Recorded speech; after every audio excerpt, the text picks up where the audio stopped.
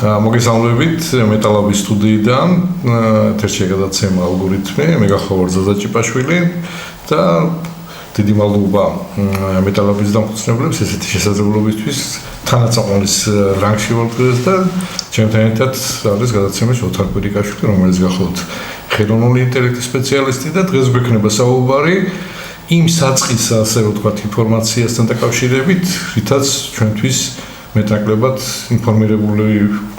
ჩვენი მეტნაკლებად ინფორმირებულები ვიქნებით ხელოვნური ინტელექტის შესახებ. რა არის ეს ხელოვნური ინტელექტი, რას წარმოადგენს, კარგია, ცუდია, Python-ის არ იყოს ეშმაკის მოგონილი ხომ არ არის და ასე შემდგომ. ვისაუბროთ ამაზე და პირველ რიგში მარტივ კითხვას დავსვამ. რა არის ზოგადად ეს ხელოვნური ინტელექტი, რას წარმოადგენს და საიდან დაიწყო მისი ასე ვთქვათ არსებობის შესახებ რა ისტორია გვაქვს ამის შესახებ უბრალოდ რო გითხრათ. მადლობა ზაზაკითხოსთვის. პირველ რიგში უნდა ვთქვათ რომ ჩვენ ვიმყოფებით ვიწრო ხელოვნური ინტელექტის ეპოქაში. თუ სამ ეტაპად დავყოფთ როგორც ყოფენ ამას ექსპერტები, ჯერ არ გადავსულვართ ზოგადი ხელოვნური ინტელექტის ეპოქაში და ზოგადი ხელოვნური ინტელექტის შემდეგ მოდის უკვე სუპერინტელექტის ეპოქა, როდესაც აღარ იციან ეს შიშები საიდანაც მოდის რომ ან ავშენდებით ან დავინგრევით მთელი სამყარო, ეგ არის ზუსტად სუპერინტელექტი, რომელსაც მეცნიერები ზოგი 2070-დან 2100 წლამდე ვარაუდობს და ასე შემდეგ, ზოგმა უკვე რახან ეს ხელოვნური ინტელექტი ძალიან განვითარდა, ეხლა უცბად ეს ენობრივი მოდელები ზოგმა ეს თარიღი ჩამოსწია უკვე და იძახის რომ აი 2040-დან 50-მდე უკვე გვექნება სუპერინტელექტი და ასე შემდეგ. თუმცა სანამ აი ზოგად ვიწრო ხელოვნური ინტელექტის ეპოქაში შემოვაბიჯებდით, აი პირველ ეტაპზე ვართ, აი ბავშვის დონეზეა დღესდღეობით რო წარმოვიდგინოთ ხელოვნური ინტელექტი. მანამდე თითქმის 60 წლის განმავლობაში, 60-80 წლის განმავლობაში ხელოვნური ინტელექტი ვითარდებოდა სხვადასხვა ლაბორატორიებში, სხვადასხვა უნივერსიტეტებში, განსაკუთრებით შეერთებულ შტატებში, სტენფორდში და ასე შემდეგ, მასაჩუსეტსში, თუმცა ეს იყო კიდევ ვიზახი აი ლაბორატორიების დონეზე და სადღაც მაგალითად განვითარდებოდა ენთუზიასტები იყვნენ ამის, შემდეგ 60-დან 80-იან წლებამდე ეძახიან გამყინვარების პერიოდს, როდესაც უკვე ინვესტორებმაც აღარ ჩადეს ფული და სულ რამდენიმე თითზე ჩამოსათვლელი ადამიანები შემორჩნენ, ვისაც ჯეროდა იმის, რომ აი ხელოვნური ინტელექტს მივიყვანთ რაღაც დანიშნულებამდე, ვისაც ჯეროდა რაღაც მთავარი მიზნით, რომ ხელოვნური ინტელექტი, ან მიზანი ეგ იყო, რომ კომპიუტერი უნდა მიმსგავსებულიყო ადამიანს. აი რაზეც მაგალითად ეხლა მუშაობენ ზოგადი ხელოვნური ინტელექტის ეპოქაში, რას ქვია ახლა ზოგადი ხელოვნური ინტელექტის ეპოქა, რომ მიემსგავსოს რაც შეიძლება მეტად ადამიანს. რაზეც ახლა მუშაობენ, აი ეს იდეა იყო ჯერ კიდე 50-60 წლის წინ. ამ შეიძლება რაღაცა პერიოდის მერე მე ჩემნაირი ადამიანი გადაჭირდეს და ჩვეულებრივ ხო, ან წამყვანი იყოს მაგალითად ეგ უკვე ახლა შეიძლება რომ გაკეთდეს, ანუ ცოდნით მიმსგავსებულია, ბევრი რაღაცით არის მიმსგავსებული, მაგრამ იქ მიმსგავსებაში გულისხმობ უკვე გრძნობებს, აღქმებს, ან ძირითადად რაც ციტესტება ახლა რომ ზოგადი ხელოვნური AGI-ს რასაც ეძახიან, აი მან დრო გადავიდეთ რამდენიმე კომპონენტი, მთავარი კომპონენტისგან უნდა შედგებოდეს და ერთ-ერთი არის ზუსტად ეგ ადამიანის ტვინის იმიტაცია. ადამიანის ტვინის იმიტაციის დასწავლა ხდება, მეორე არის რომ ეს დასწავლა გააკეთოს ხელოვნურმა ინტელექტმა ავტონომიურად და შენიჩარების გარეშე. ეგ კომპონენტი არის ის, რაც მიგვანიშნებს რომ AGI-ია და მესამე უკვე აი რობოტებს, როდესაც აკეთებენ ჰუმანოიდ რობოტებს, ჰუმანოიდმა რობოტმა რაც შეიძლება შემხებლობა ანუ ადამიანის მსგავსი რობოტები, ხო? კი, ჰუმანოიდი რობოტები, კი, გონიერი, ყველაფრით გონიერი, რომელსაც თვითონ ხელოვნური ინტელექტის სისტემა აშენებს შენგან დამოუკიდებლად. აი ხო იყო მაგალითად მანქანური სწავლება, რამაც აი ხელოვნური ინტელექტი ესე უცბად განავითარა, რომელიც წამოვიდა 90-იან წლებიდან. ბევრ რაღაცას ვედებით, მაგრამ აი გამების გარეშე ვარ ვახსენო, ვერ გამოვად.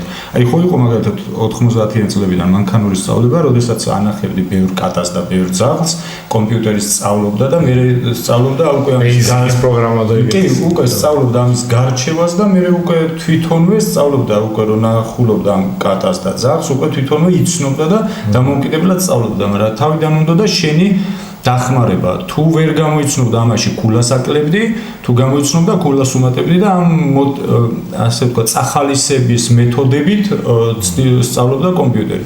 აი ახლა უკვე ის რა ქვია ზოგადი ხელოვნური ინტელექტის ეპოქაში ეს ყველაფერი გადადის იმაზე, რომ ეს ყველაფერი ავტონომიურად შეძლოს თვითონ პროგრამამ, ანუ ხელოვნურმა ინტელექტმა ეს დასწავლის პროცესი შენგან დამოუკიდებლად. აი იგივე საკეთებენ უკვე ხელოვნური ინტელექტის აგენტები.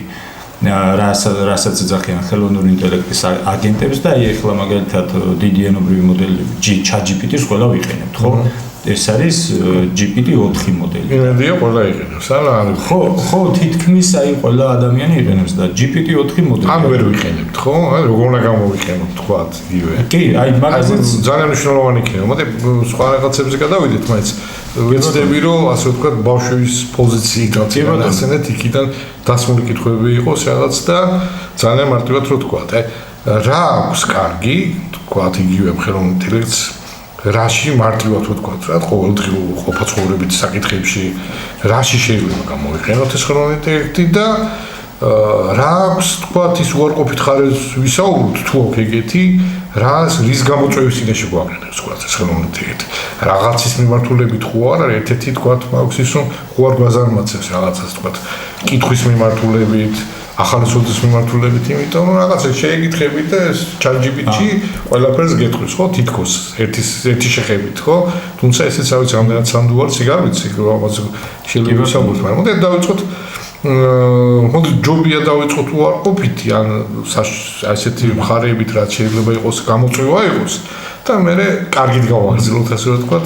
კი ბატონო. გავანეიტრალოთ ეს ყველაფერი. აი მაგალითად უარყოფითი არის უამრავი უარყოფითი მხარე აქვს, მაგრამ გაცილებით მეტი აქვს დადებითი. აი სასწორების ფინანსზე რო დავწუნოთ, გაცილებით მეტი აქვს დადებითი. რა არის, რა შეიძლება იყოს ხელოვნური ინტელექტის დროს უარყოფითი მხარები? განსაკუთრებით ჩვენაირ ქვეყანაში, სადაც ხელოვნური ინტელექტის სისტემები, მიმართულებები, აი ხელოვნურ ინტელექტს აქვს რამდენიმე ძირითადი მიმართულება. Deep learning-ი, machine learning-ი, NLP, აი ამაში გითხარით, ჯობია რომ გავარკვევთ. კი ბატონო, ანუ რამდენიმე ძირითადი მიმართულება აქვს, სწავლის მიმართულებები, აი წეგანაც ვახსენე ავტონომიური სწავლის მიმართულება, არის კომპიუტერული ხედვის მიმართულებები, აი დრონებს რითიც თვლიან და რაღაც ამით რის თქმა მინდა ჩვენს ქვეყანას არ აქვს დღესდღეობით ჩვენ საქართველოში არ ვმუშაობთ აი დიდ ინდუსტრიულ მიმართულებებზე არც დიდ რაღაცა ენობრივ მოდელებზე ჩვენ საქართველოში არ აქვს ესე რაღაცა კერძო ინიციატივები შეიძლება რამდენიმე სტარტაპი არსებობდეს ნუ არა ვარ დღესდღეობით საქართველოში რაც ყველაზე მეტად ვითარდება ეგ არის გენერაციული ხელოვნური ინტელექტი და ალბათ TikTok-ზე ბევრ შეგხვედრია ეს ლანძღვაგინების ვიდეოები და რაღაცა მსგავსი აი ვიდეოთი დღესდღეობით ყველაზე დიდი საფრთხე ქართველებისთვის და ზოგადად არა მარტო ქართველებისთვის არის ავთენტურობის პრობლემა. ავთენტურობის პრობლემა, იმიტომ რომ შეიძლება ყალბი დამზადებული ვიდეოს გამო დაზარალდეს რაღაცა ჯგუფი ადამიანები და ასე შემდეგ. პირველ რიგში ეგ ავთენტურობის პრობლემა დადგება. მეორე თუ ამ შრეს გავვლით აი რაღაცა დაბალი დონის ვიდეოებს და რაღაც მეორე აი ძალიან დიდი საფრთხეა კიბერუსაფრთხოების მიმართულებით. ბევრჯერ ვახსენე ეს სხვადასხვა გადაცემებში, თუ აქამდე იყო ფიშინგი, აი კიბერუსაფრთხოებაში, როდესაც თაღლითურად გამოსძალობდნენ ადამიანებს ფულს, ან რაღაცა ლინკი მოგივიდოდა და გადადი შენ მოიგე, ან ვიღაც მეილს მოგწერდა. ეხლა არის ხოლმე ეგეთი რაღაცა. ან მეილს მოგწერდა და ან რაღაცა. ეს მაინც იმდენად არადამაჯერებელი იყო ფიშინგი, ხო? თუ ადამიანმა იცოდი ოდნავ და ვიღაცა გაგაფრთხილებდა. ანუ ან კესზე წამოგება ესე. ეგ არის ფიშინგი, ეგ არის ზუსტად, ხო? თევზაობა რა. თუ აქამდე ის იყო შედარებით მარტივად გასაშიფრი, მაგრამ უყურებ ფიშინგის დროსაც იყენებდნენ ადამიანის ფსიქოლოგიურ სისუსტეებს.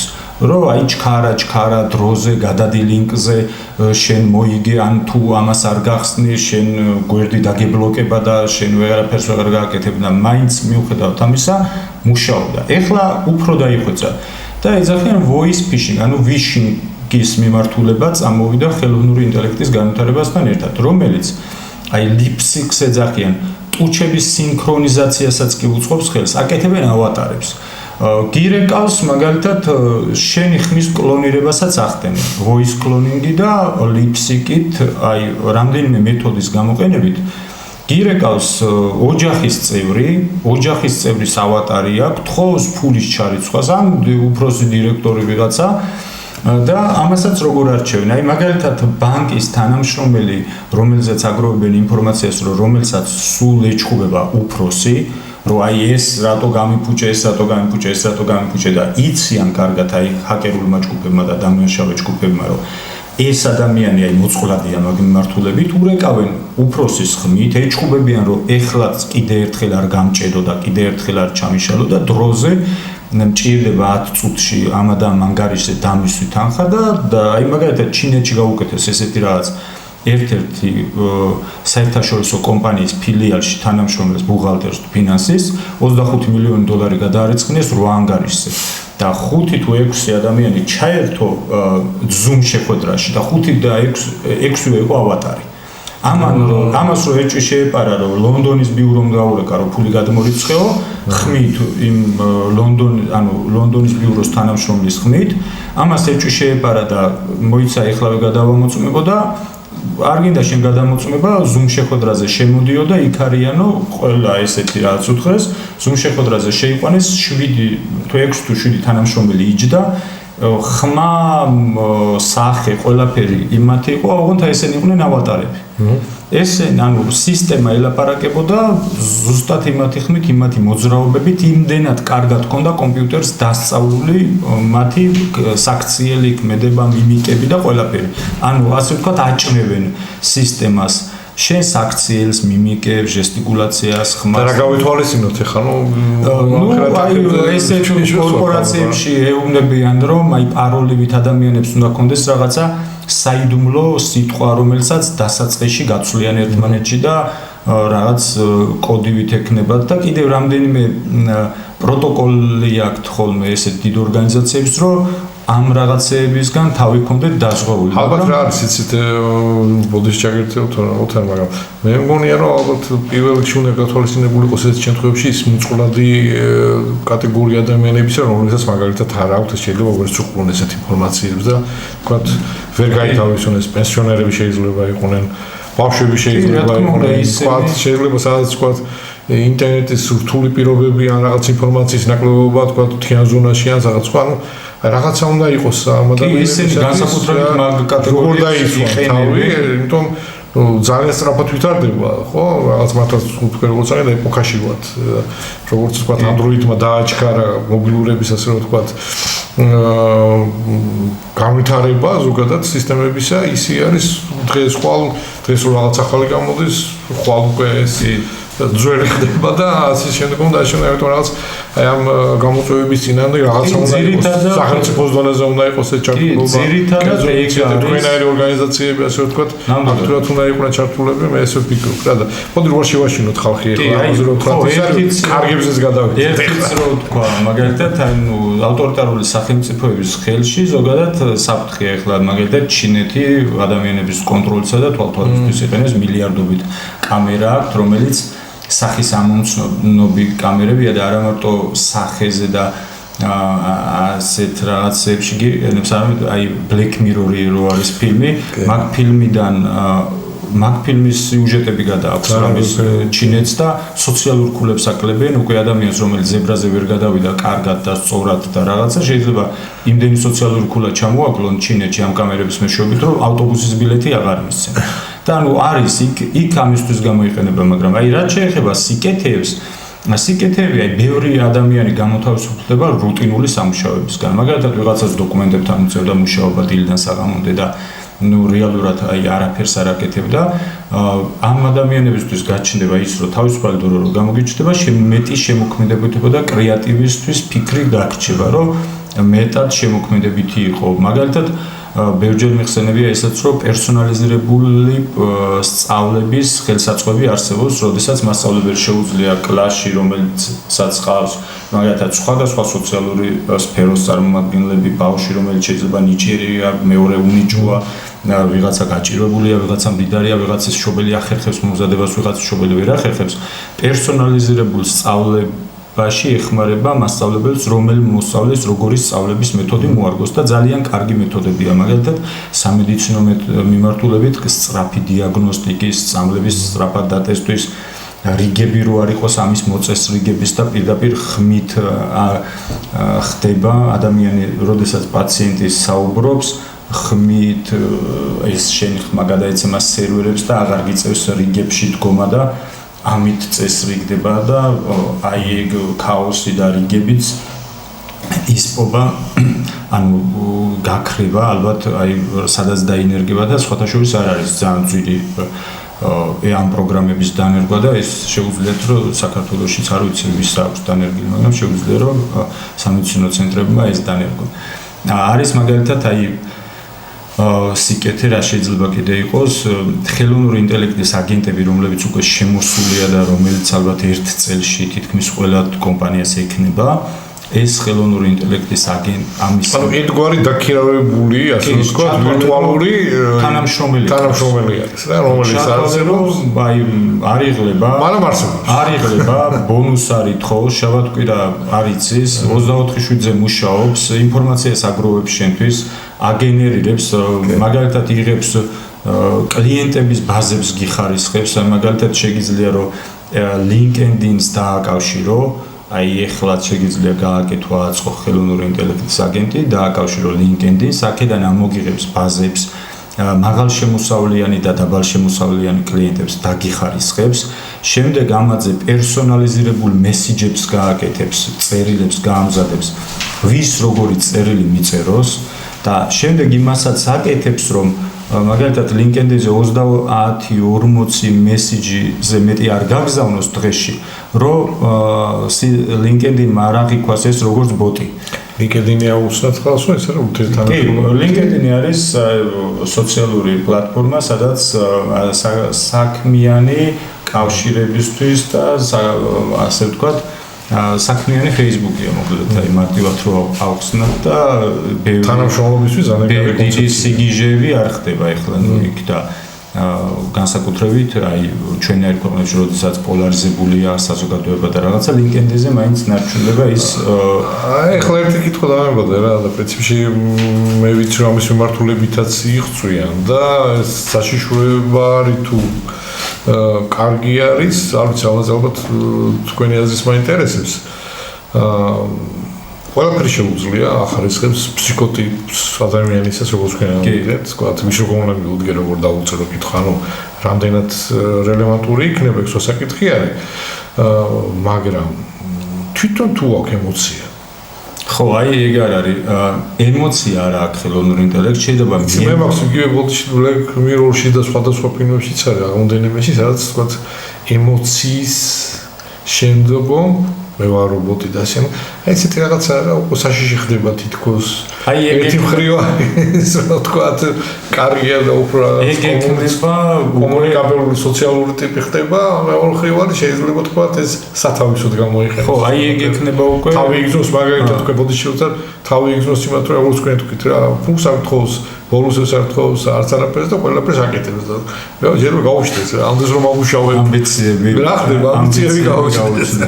აი ეგ ის არის რა ქვია სხვათა შორის AGI-ის ერთ-ერთი მთავარი მანიშნებელი რომ ჩვენ გადავალთ ზოგადი ხელოვნური ინტელექტის ეპოქაში, აი მეორე ეტაპზე, საშუალო ეტაპზე, სადაც უკვე ჰუმანოიდი რობოტებიც იქნებიან, ბევრი ისეთი რამე მოხდება, სხვათა შორის სემ ალტმანი იძახის ეს OpenAI-ის CEO, ვინც არის ეს ChatGPT, ვის შექმნილიც არის, სემ ალტმანი იძახის, რომ რაღაც ახალი დისციპლინა გაჩნდება, რომელიც ყველა დისციპლინაზე და ყველა სფეროზე მაღლა დადგება.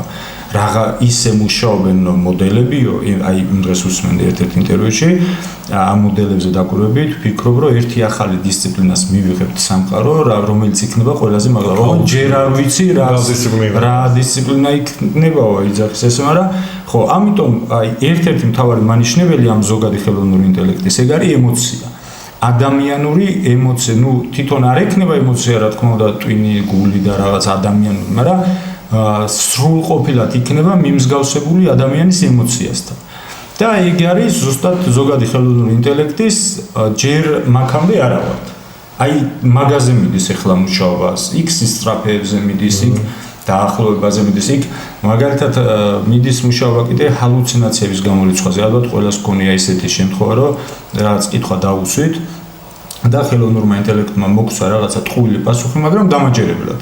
აი რაღაც არგუმენტს მოგიტანს, რომ აი მაგალითად ეს ჭიქა არის სიტყვაზე გეტყვის, რომ პრეზიდენტი და გეტყვის ამ წელს იყარა კენჭი ჭიქამ და შენ შეიძლება დაეჭდე რომ რაზე გელაპარაკება, მაგრამ არგუმენტები მოაქვს რა და ამას ქვია ჰალუცინაციები. ეს ჰალუცინაციებიც უკვე ნელა ერთად შემოვარ მოგვიტყვა ზუსტად ეგრეში. მიზანალდიაზე კარგი მწერალია. კი, კარგი მწერალი და იმდენი არგუმენტი მოგვიტანაო, რომ მე თვითონაც დავეჭვდი და გადავუწმე. ანუ კი, ამას ქვია ერთსაც ზაგის მოკითხვა ხარ ჩვენს დროში შეზღუდულები ვართ.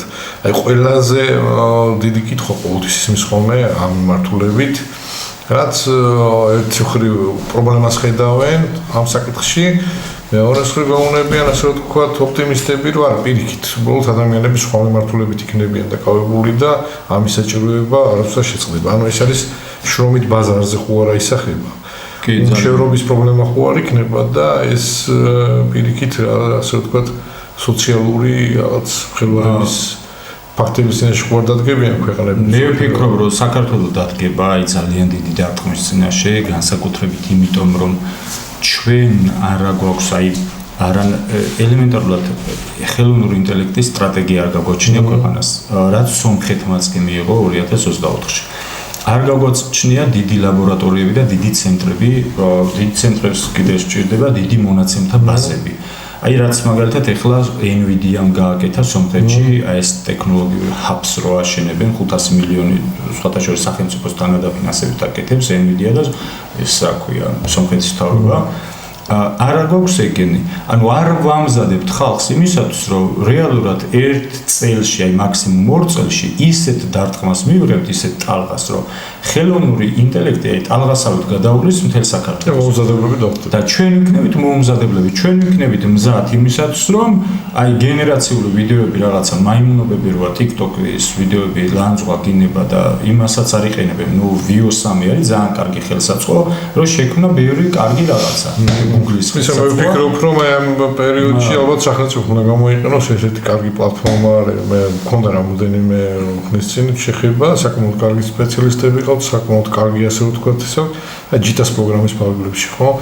შეიძლება ვთქვათ სტარტაპები რაღაცები, ამ მიმართულებით რაღაცა უნდა უფრო დატვირთოს იმონის კი, რაც შეიძლება და მე ვიცი რომ აი ინოვაციურ პროექტებზე რაც შეიძლება აი ფართო მასებზე უნდა ჩავიდეს აი სიღრმეებში მარტო კი არა რომ ასე ექსპერტებმა რაღაც ისაუბრონ აი ყველა სოფელში უნდა შევიდეს ყველა სკოლაში ყველა ქალაქში იმიტომ რომ შრომით ბაზარს ეხლა თლიანად შეცვლის და რატო საქართველოში ოღონდ ამას ვიძახი პირველ 5 წელში სანამ შოკი გადაივლის თორე შოკის შემდეგ შეიძლება სამუშაო ადგილები გააორმაგოს იმიტომ რომ ხელოვნური ოპტიმისტური მიმართულება ეგ არის. ხო, ხელოვნური ინტელექტი მოგცემს იმას, რომ იძულებული რომ გახდები შენ რომ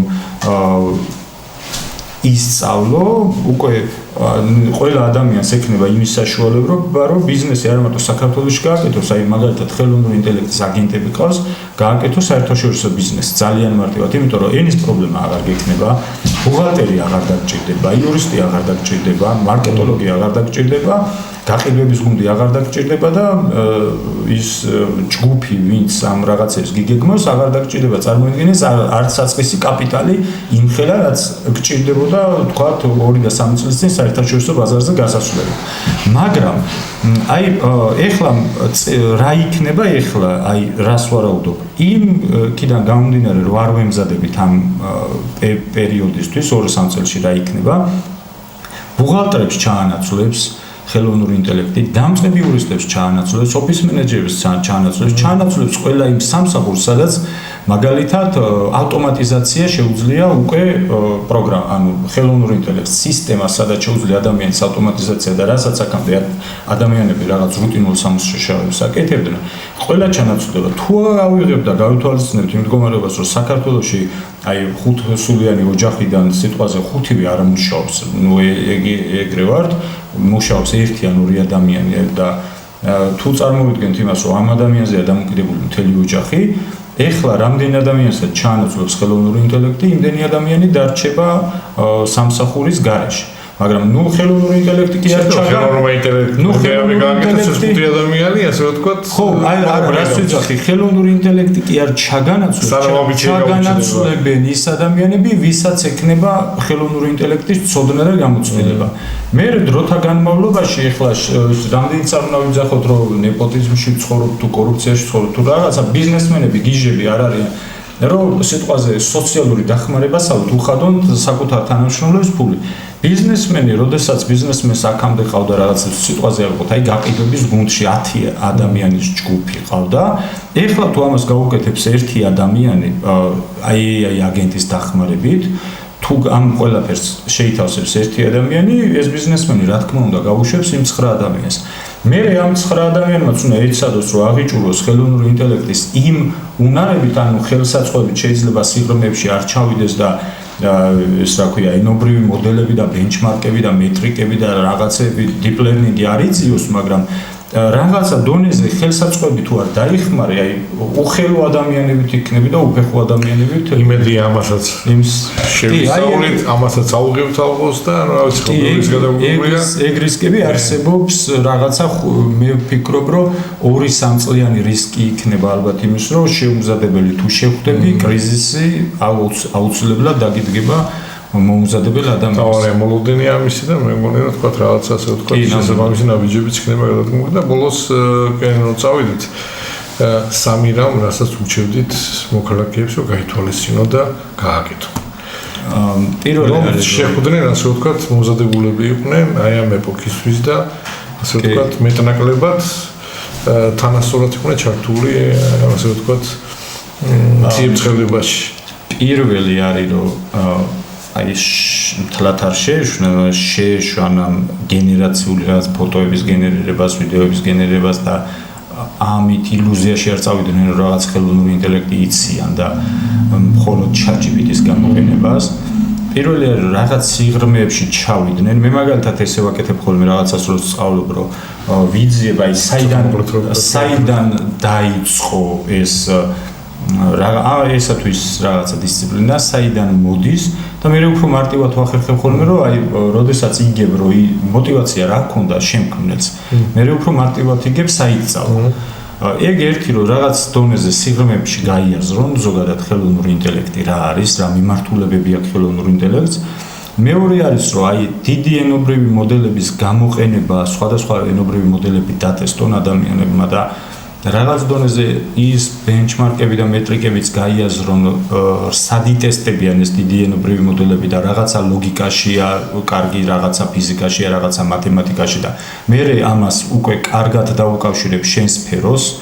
მაგალითად შეიძლება DeepSeek-ი კარგი იყოს მათემატიკაში და ChatGPT კარგი იყოს ლოგიკაში და ის გამოიყენო. მე მგონი თქვენ ახლა შევისაძლებთ უფრო სპეციალისტებს, ვიდრე ადამიანებს, აი დამწყევს, აი რომელმაც არ იცის, ნუ ეს არის 2-3 თვის ამბავი, რომ ადამიანმა 2-3 თვეში რაღაც დონეზე მოვიდეს. და მე დაინტერესდნენ.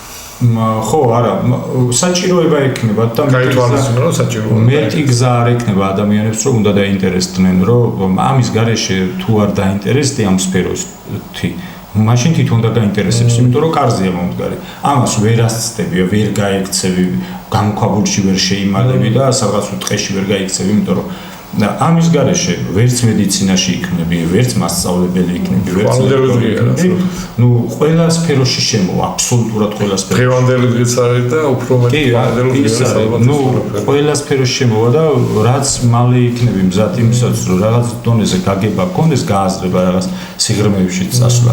უკვე იმიტომ ვიძახი ახლა სიღრმეებში ჩასვლას, რომ 10,000-ობით ხელსაწყო არსებობს და 10,000-ობით ხელსაწყოში ნავიგაცია ხო უნდა შეძლო, რომელი გამოიყენო, რომელის გამოყენება სჯობია და ამიტომ ვიძახი, რომ თუ ადამიანს რაღაც სიღრმეები არ აქვს, დაიკარგები. დიდი მადლობა, დიდი მადლობა, მაგრამ რაღაც ასე ვთქვათ, უსაზღვრო არის და არ აქვს უცები ამ თემას და ძალიან ბევრ რაღაცაზე შეგვიძლია ვისაუბროთ დაწყებული ასაკობრივიდან განათლების კუთხით, საჯარო სექტორში სად როგორ შეიძლება გამოვიყენოთ, რა გამოწვევების წინაშეა და ალბათ სხვა გადაცემებში იქნება ამ თემაზე საუბარი და პირველ რიგში, რა თქმა უნდა, იმედი გქონდეს, არ შეგვეშინდეს ეს პანდემია გარდაუვალია და პირველ რიგში ოპტიმისტურად ასე ვთქვათ გავეწყოთ და ვეცადოთ ჩვენი ყველანი საშუალებით, რაც შეიძლება მაქსიმალური ცოდნა მივიღოთ და თვითონ ჩვენს გავხდეთ ასე ვთქვათ აქტიური მოხმარებელი AI-ის, ანუ ხელოვნური ინტელექტისა და იმედია რომ ეს ყველაფერი პირიქით თითოეულ ჩვენთანისათვის